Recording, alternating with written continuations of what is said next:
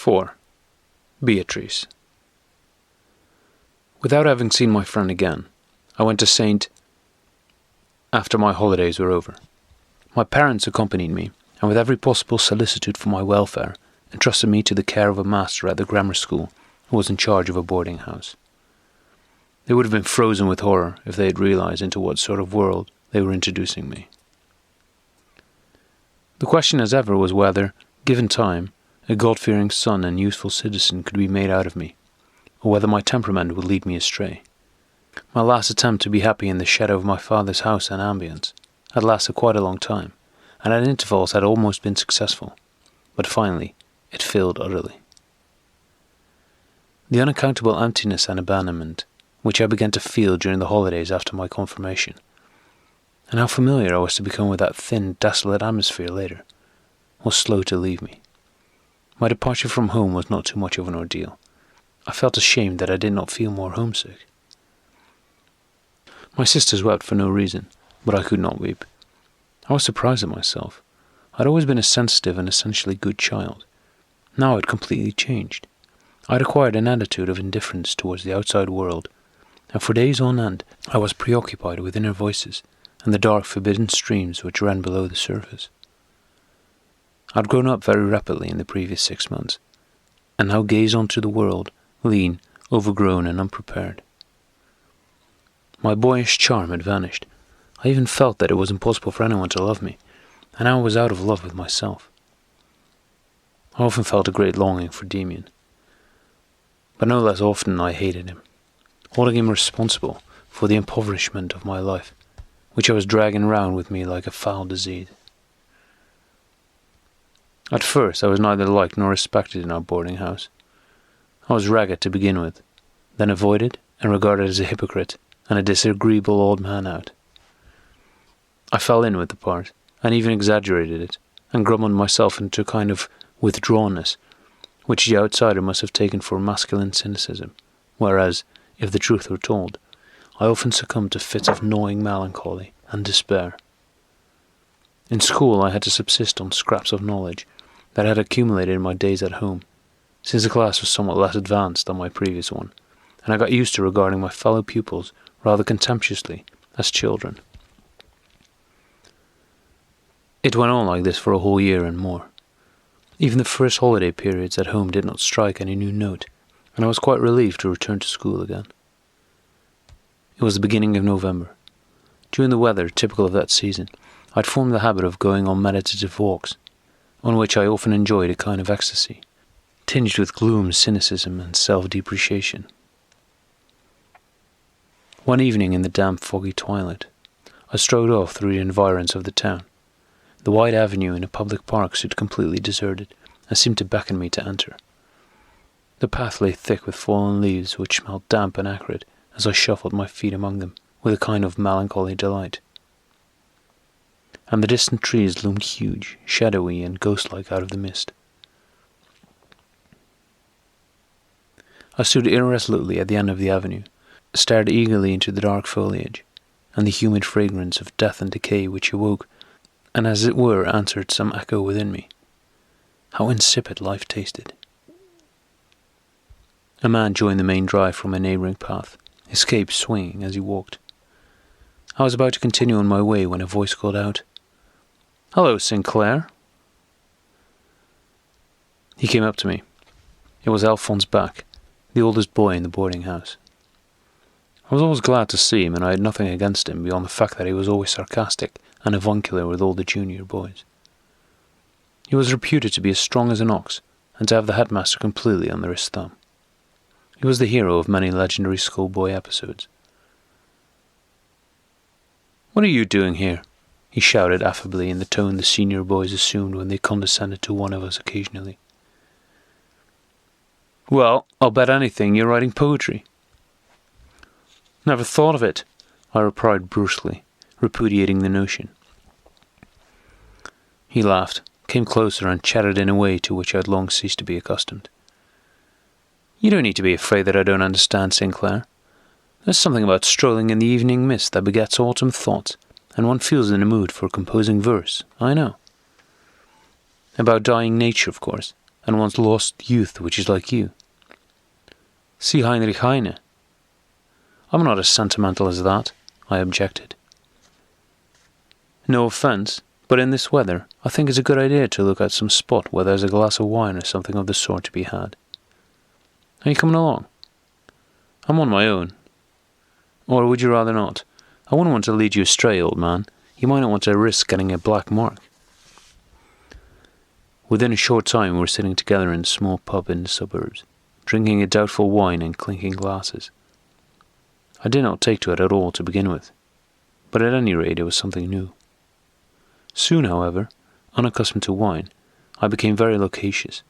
It was as if a window in me had been broken and the world shone in. It had seemed so long, so terribly long, since I'd confided anything about my inner self to anyone else. I began to be fanciful, and in the middle of it all, I told him about the whole Cain and Abel affair. Beck listened eagerly. Here at last was someone to whom I could give something. He slapped me on the back, called me a devil and a sly rogue, and my heart swelled with ecstasy at this opportunity of releasing my cooped-up longing to speak and communicate, of being recognized, and of counting for something with an older boy. When he called me a sly rogue, the words seeped into my soul like a sweet, heady wine. The world glowed in new colours. Thoughts gushed out of me like 100 audacious springs. The fire of enthusiasm burned inside me. We discussed teachers at the school and our school friends, and we seemed to have a perfect understanding of each other. We talked of the Greeks and the pagan world, and Beck was eager to induce me to confess my love affairs. But I was out of my depth. I'd had no experience. I'd nothing to relate. Moreover, the wine failed to release, or enable me to communicate whatever I'd felt, built up or imagined, though was burning inside.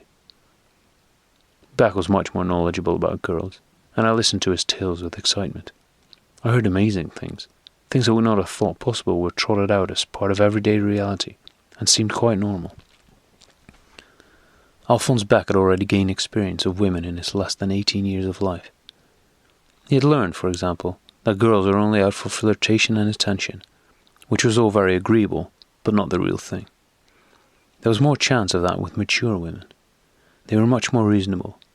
You could talk with Frau Jagelt, who kept the stationer's shop, and a book could not contain all the various goings-on behind her counter. I sat there spellbound and stupefied. Certainly I could never have loved Frau Jagelt, but nevertheless it was terrific.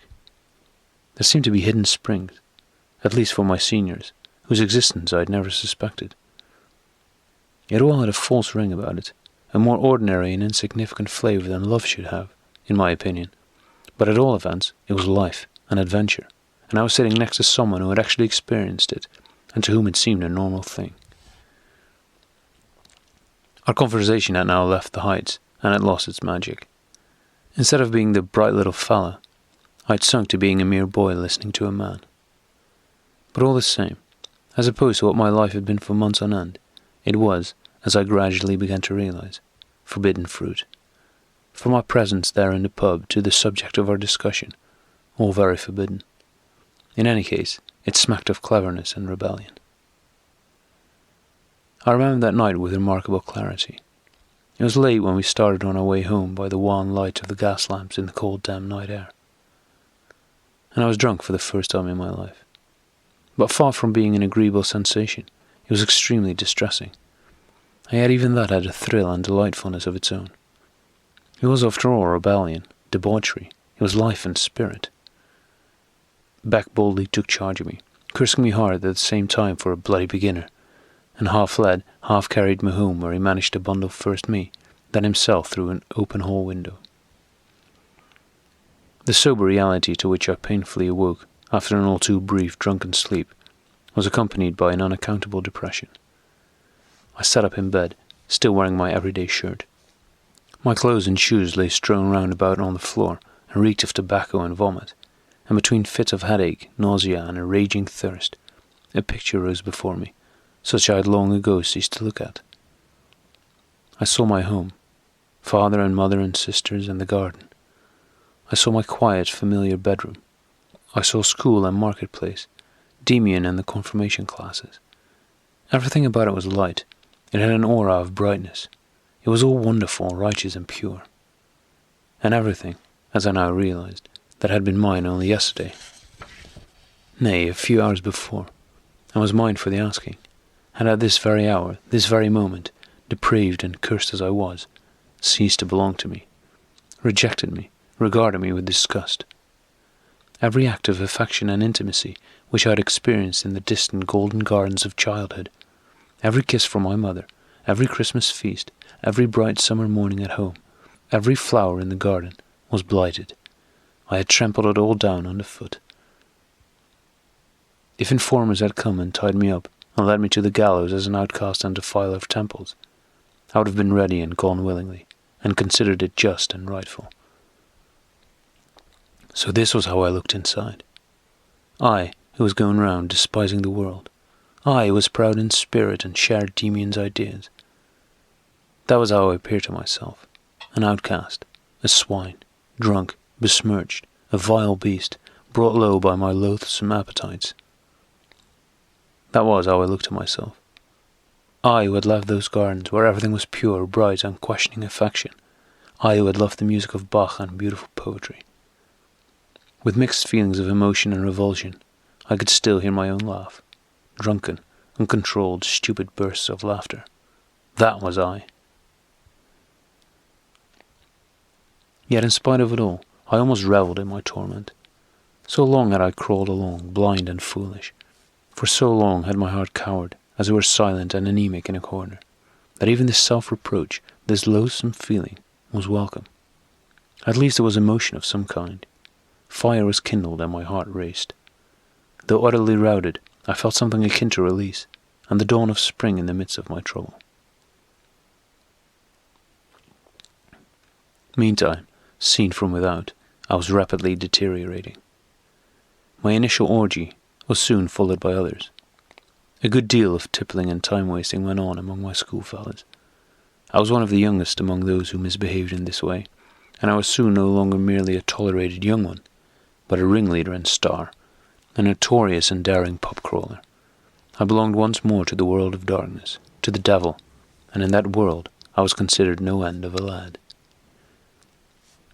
I lived in an orgasm of self-destruction, and while among my friends I was thought of as a devil-may-care leader, and a devilishly smart and witty fella, deep down inside I was full of fear and anxiety. I remember even now that tears sprang to my eyes when I saw children playing in the street one Sunday afternoon as I emerged from a pub, gay and happy with their freshly combed hair and Sunday clothes. And while I often amused and shocked my friends with outrageous cynicism at beer-stained tables, in my inmost heart I was in awe of everything I scoffed at, and lay inwardly weeping on my knees before my soul, my past, my mother, and God. There was a good reason why I was never in harmony with my companions, and remained lonely among them, and suffered because of it. True, I was a drunken hero and mocker after the toughest heart. I had displayed spirit and courage in my thoughts and words about my teachers, school, parents, and the church. I listened to smutty stories and even ventured on an occasional one myself. But I never accompanied my friends when they went out with girls. I kept to myself and was filled with an intense longing for love, a hopeless longing, while, to judge by my talk, I ought to have been a hardened enjoyer of feminine favours.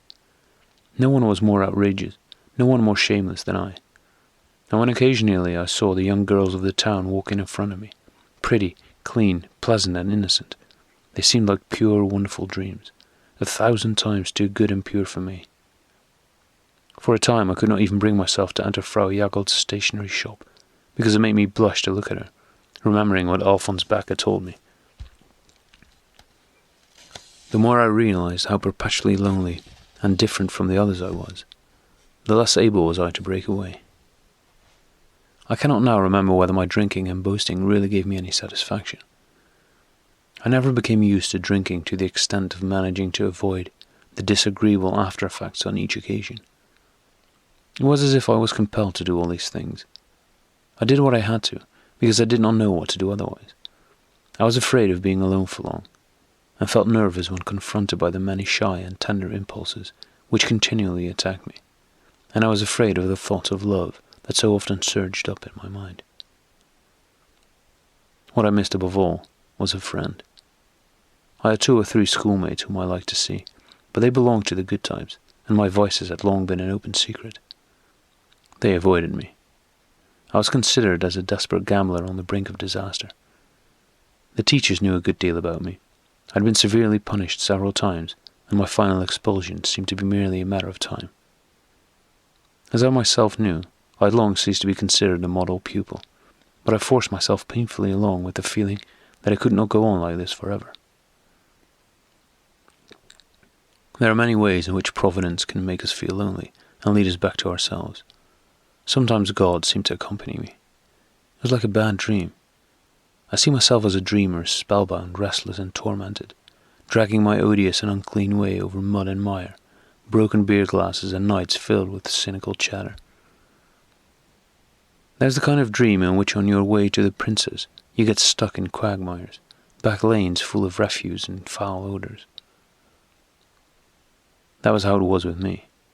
In this rough fashion, my loneliness was thrust upon me, and I raised, as it were, between myself and my childhood, a locked gateway to Eden, with its pitilessly resplendent host of witnesses. It was a beginning, an awakening of nostalgia for my former self. I had not got rid of my fear.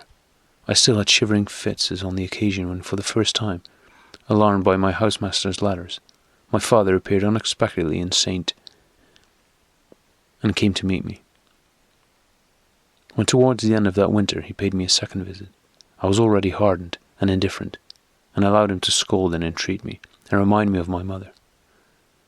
Finally he grew angry, and said that unless I improved, he would have me sent away from the school in disgrace, and put me in a reformatory.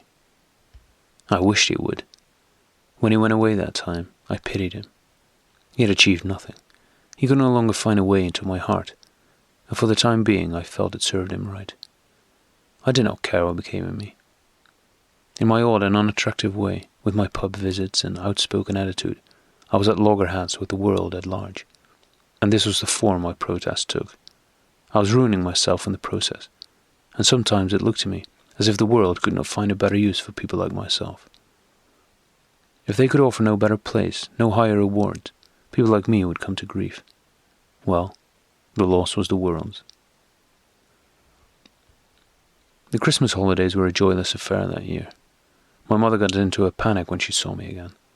I had shut up still more, and my lean face looked grey and wasted. My features had lost their tautness, my eyes were red-rimmed. My incipient moustache and spectacles, which I had recently acquired, made me look odder still. My sisters recoiled, giggling. It was all very uncomfortable. My conversation with my father in his study was uncomfortable. Exchanging greetings with a handful of relations was uncomfortable. And above all, Christmas itself was an uncomfortable business. Ever since I lived in our house, it had been the great day of festivity and love, gratitude, and the renewal of the bond between myself and my parents. This time, it was merely oppressive and embarrassing. As usual, Father read out the passage about the shepherds abiding in the fields, watching their flocks. As usual, my sister stood smiling in front of the table on which the Christmas gifts had been placed. But my father's voice sounded displeased, and his face looked old and hollow, and Mother was sad, and the atmosphere painful and strained. Presents, Christmas wishes, Bible reading, and illuminated tree. Everything seemed out of place. The gingerbread smelled sweet and evoked a host of more agreeable memories. The Christmas tree with its fragrance reminded me of things as they had been in former days. I longed for Christmas Eve and the holidays to be over. It was like this the whole winter. Only quite recently I had been solemnly warned by the masters at school and threatened with expulsion. It could not go on much longer, at least as far as I was concerned. I had one special grudge against Max Demian, whom I had not seen now for some time. I had written to him twice at the beginning of my school term in St. but had received no reply, so I had not called on him during the holidays. In the same park where during the autumn I had met Alphonse back, in the early spring when the hedges were beginning to show green, I encountered a girl to whom I felt an immediate attraction.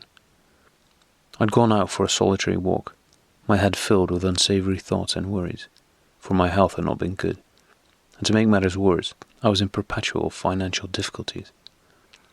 I owed sums of money to various friends, and had to keep producing presents by way of bribes. And in several shops I had allowed bills for cigars and such like to mount up. Not that these anxieties went very deep. If my existence was to come to an end very soon, and I drowned myself, or was transferred to a reformatory, these trifling matters would never arise. But I lived face to face with these ugly facts, and they made me wretched. On that spring day in the park, then, I met a young woman. She was tall and slender, smartly dressed, and had a boyish face. She attracted me immediately. She belonged to the type I liked, and she began to fill my imagination. True, she was not much older than I, but much more mature. She was elegant and well-formed, already a grown woman, but with a touch of exuberant boyishness in her face, which made a particular appeal to me. So far in my life I had never managed to approach a girl with whom I was in love, nor did I succeed on the present occasion. But the incident made a deeper impression on me than anything before, and this infatuation had a profound influence on my life. Once more an image had suddenly risen up before me, a lofty and respected image. Alas, nothing could have been deeper and stronger within me than my craving for someone to worship and respect. I called her Beatrice, for I knew about her, without having read Dante, from the reproduction of an English painting I'd kept. It showed a young pre-Raphaelite woman, long-limbed and slender, with a narrow head and refined hands and features. My beautiful girl was not quite like her, although she had the same slenderness and boyish figure which attracted me, and something of her intellectual or spiritual expression. I never spoke a single word to Beatrice, yet at that time she had the profoundest influence on me. Her image stood before me like a holy altar. She transformed me into someone praying in a temple. Day after day I avoided drinking and other nocturnal expeditions. I could be alone again, enjoy reading and going for walks. My sudden conversion drew plenty of mockery down on my head. But now I had an object for my love, someone to look up to. Once again I had an ideal. Life once more was full of mystery, gaiety, mysterious twilight, and I felt at ease again, and at home, even if only as the servant and slave of an honoured image. Once more I was trying with all my might to reconstruct my world of light, out of the ruins of a devastated portion of my life. Once more I lived for the sole aim of getting rid of the darkness and evil within me, and regaining the world of light on my knees before God. This world of light continued to be to some extent my own creation. It was no longer an escape, a means of crawling back to the shelter of my mother and irresponsible security. It was a new service, one I myself had discovered and desired. The sexuality which was a torment from which I was continually in flight was now transfigured into spirituality and devotion in this holy fire. There would be no more darkness, nothing hateful, no more tortured nights, no excitement in front of lascivious pictures, no eavesdropping at forbidden doors, no lewdness. In place of all this, I raised my altar with the image of Beatrice, and in dedicating myself to her, I was dedicating myself to the Holy Spirit and the gods, sacrificing the portion of my life which I had withdrawn from the powers of darkness to the powers of light. My goal became purity, not pleasure. Happiness was replaced by beauty and spirituality. This cult of Beatrice completely changed my life. The precocious cynic of yesterday had become an acolyte, and I set my heart on becoming a saint. Not only did I cast off the evil life to which I had become accustomed, but I sought to transform myself utterly, to introduce purity, nobility, and worthiness into everything. My thoughts were fixed on this aim while I ate, drank, talked, and dressed. I began the day with cold baths, which cost me a great effort. I bore myself in a dignified and serious manner, carried myself stiffly, and assumed a slow, solemn gait, which must have looked comic to outsiders, but to me it was merely an act of worship. Of all the new practices in which I sought to express my new mood, one had become all important. I began to paint. It arose from the fact that the English portrait of Beatrice, which I possessed, was not enough like the girl of my heart. I wanted to try and paint her portrait for myself. With a new feeling of joy and hope, I took into the room. I had recently acquired one of my own, some good drawing paper, colours, and a paintbrush, and prepared my palette, glass, porcelain dish, and pencils. The fine tempera colours in small tubes, which I had bought, delighted me. Among them was a fiery chrome green, and I can still see today how its colour flashed at me for the first time in the little white dish. I began carefully. Portraiture was beyond my powers. I wanted to start with something else, and so I painted ornaments, flower pieces, and small imaginative landscape compositions. A tree beside a chapel, a Roman bridge with cypress trees. I often became completely immersed in this game, and was as happy as a child with this paint box. Finally, I began on my portrait of Beatrice. I spoilt a number of sheets of paper and threw them away. The more I endeavoured to capture the features of the girl whom I occasionally encountered in the street, the less successful I was.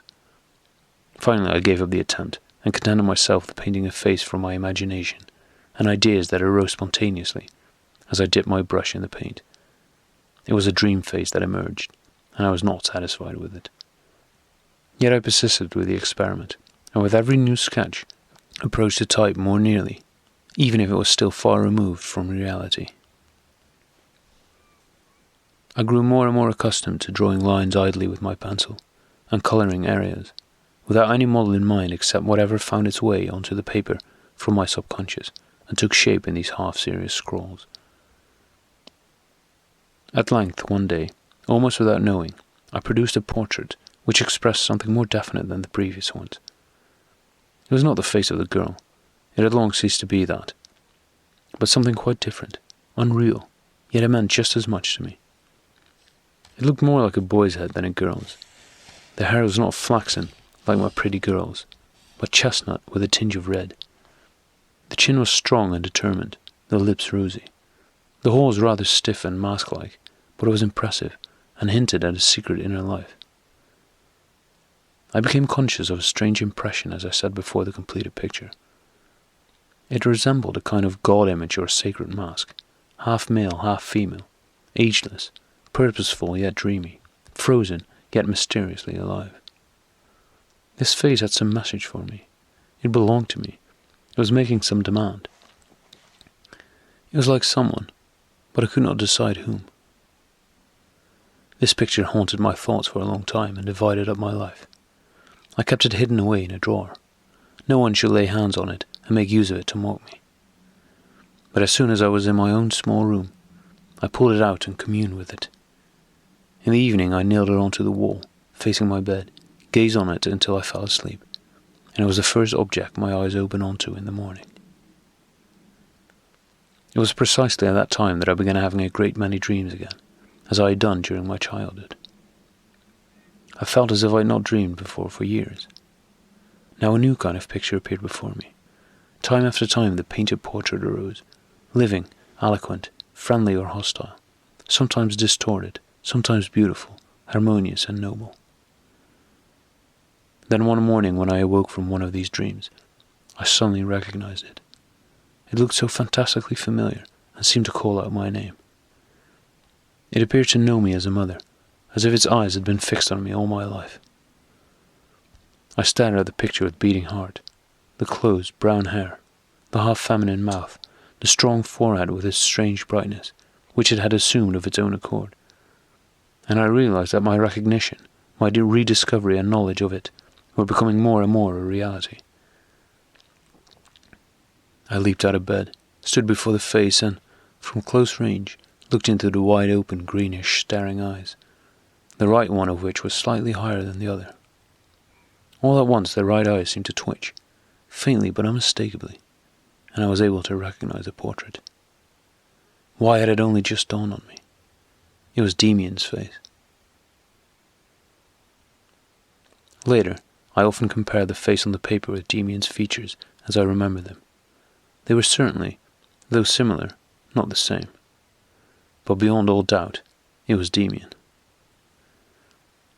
Once one evening in early summer, the sun was slanting red through my window that faced westward. Inside the room it was dusk. It occurred to me to attach the picture of Beatrice, or Demian, to the window bar and watch the effect as the sun shone through.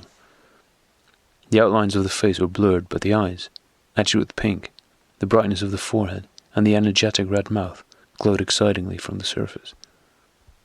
For a long time I sat opposite it, even after the picture had faded out. And gradually a feeling came over me that I was neither Beatrice nor Demian, but myself. Not that the picture was like me. I did not feel it should be, but the face somehow expressed my life. It was my inner self, my fate or my demon. That was how my friend would look, if and when I ever found him again. The woman I loved, if ever I had a lover, would look like that. It was a pattern of my life and death. It expressed the tone and rhythm of my fate. During those weeks I had embarked on some reading which made a deeper impression on me than anything I'd read before. Even in later life I had seldom been so completely absorbed by any books, perhaps not even excepting Nietzsche's. It was a volume of novellas containing letters and sayings, many of which I did not understand, and all of which attracted and excited me in an unaccountable fashion. One of the sayings occurred to me at that moment. I picked up my pen and wrote it under the picture. Fate and temperament are the names of a concept. Now I understood. I frequently met the girl I called Beatrice, but these encounters did not move me anymore. I was merely aware of an uninterrupted harmony and a sympathetic longing which said, "You are bound up with me. Not you yourself, but your image. You are part of my fate." My longing for Max Demian overwhelmed me again. I'd had no news of him for years. I'd met him on one single occasion in the holidays. I now see that I made no mention of that brief meeting in my notes, and realize that it was out of shame and vanity that I suppressed the illusion. I must fill this gap. Thus, one day in the holidays when I was strolling through my hometown wearing my blasé, perpetually weary pub-crawling expression, swinging my stick and staring into the old, despised, unchanging faces of the townsfolk, my former friend advanced towards me. A shudder ran through me almost as soon as I set eyes on him. My thoughts flashed back to Franz Kromer. Could Demian have really forgotten that business? It was so disagreeable to feel that indebtedness to him, just for a mere stupid childless episode, but it was a debt all the same. He appeared to be waiting to see if I would greet him, and when I did, as casually as possible, he stretched out his hand. He gave me his old grip, firm, warm, and yet cool and virile. He scrutinized my face and said, "You've grown up, Sinclair." He himself seemed quite unchanged, as old and as young as ever. He joined me, and we went for a walk and exchanged idle nothings. Not a word was said about the old days. It occurred to me that I had written to him several times in the past without receiving a reply. I hoped he had forgotten those stupid letters. He made no mention of them. At that time I had not come across Beatrice, and there was no portrait. I was still in the middle of my period of depression. When we reached the outskirts of town, I invited him to come into a pub. He did so. Boastfully I ordered a bottle of wine, handed him a glass, clinked my glass with his, and demonstrated my familiarity with student customs. I emptied the first glass at one gulp. "Do you often visit the pub?" he asked. "Ah, yes," I replied casually. "What else is there to do? After all, it's the most cheerful way of spending one's time." "Do you think so?" "It may well be. There's certainly a pleasant element in it, the caroused bacchanalian revels. But that is just what the majority of people who spend a lot of time in pubs miss. It seems to me that this pub hunting is a very humdrum affair. A whole night with blazing torches for a proper carousal and riot, yes. But this continual business, one glass after another, it doesn't appear to me the real thing. Can you imagine Faust sitting at a pub table night after night?" I drank my wine and gave him a hostile look. "No, but everybody isn't Faust," I replied curtly. He looked at me somewhat perplexed. "Oh well, it's not worth arguing about. Anyhow, the life of a soaker or wastrel is, one supposes, more lively than that of the blameless citizen. And then, I once read it somewhere, the life of the wastrel is the best preparation for the mystic. There are men such as St. Augustine who became saints. Previously he had been a hedonist and man of the world." I felt mistrustful and had no wish to defer to him, and so I said in a blasé voice, Yes, everyone to his taste. But I must admit frankly that it wouldn't interest me to turn saint or anything of that sort. Demian darted a shrewd glance at me from his half-closed eyes.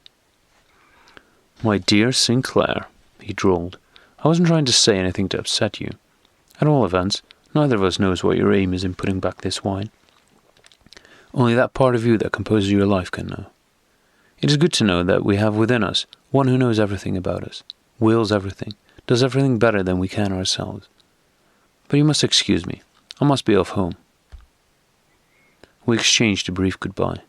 I sat down disgruntled, drank up the contents of my bottle, and discovered when I rose to go that Demian had already paid, which annoyed me still further. My thoughts returned once more to that slight incident. I could not forget him, and the words he had said in that tavern in the suburbs came back to my mind, strangely fresh and significant. It is good to know that we have within us one who knows everything about us. I glanced at the picture which hung in the window, and had now almost faded out. But I could see that the eyes were still glowing. It was Demian's look, or else it was he who was inside me. He knew everything about me. How I longed for Demian. I knew nothing about him. He was beyond my reach. All I knew was that he was probably studying, and that he, once the school days were over, had left his mother and his native town. I made an effort to assemble all my recollections of Max Demian up to the period of the Cromer incident. How much of what he had once said to me still echoed in my ears, still held a meaning for me today, and touched me closely. Even what he had said about the wastrel and saint on our last unhappy meeting suddenly rose clearly before me. Was not that how it had been with me? Had I not lived in an atmosphere of tippling and squalor, lost and half in a daze, until with a new zest for life there had been a complete transformation within me, and a longing for purity, a craving for saintliness? And so I pursued these memories. It had long been night and it was raining outside. Even through my recollections, I could hear it raining. There had been that time under the chestnut trees where he had once questioned me about Franz Cromer, and had guessed the first secrets of my life. One thing had followed another: our conversations on our way to school, the confirmation classes. Finally, I recalled my first meeting with Max Demian. What had we talked about? I could not remember at first, but I waited and remained plunged in thought. Then that came back too. We'd been standing in front of our house after he had voiced his opinions about the Kane story. Next, he had spoken about the old, half-faded coat of arms on the keystone above our front entrance. He had said that it interested him, and that one should take a note of such things. That night, I dreamed of Demian and the coat of arms. It kept changing. Demian held it in his hand. Sometimes it was small and grey, sometimes large and multicoloured, but he explained to me that it was always the same bird.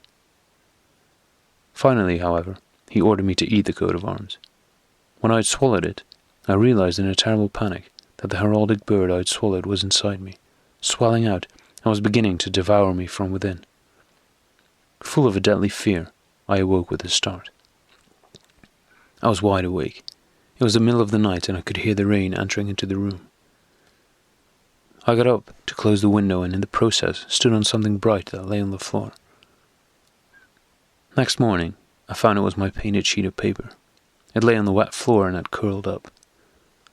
I spread it out to dry in a heavy book between two sheets of blotting paper. When I looked at it the next day, it had dried, but it had changed. The red lips had faded and contracted a little. They now looked exactly like Demian's. I set about painting a fresh picture, the heraldic bird. I can no longer remember exactly what the result was like, but there was one thing, as I knew, which could no longer be made out in the original even, since the thing was old and had often been repainted. The bird was standing or perched on some object. It might have been a flower, a basket, a nest or treetop.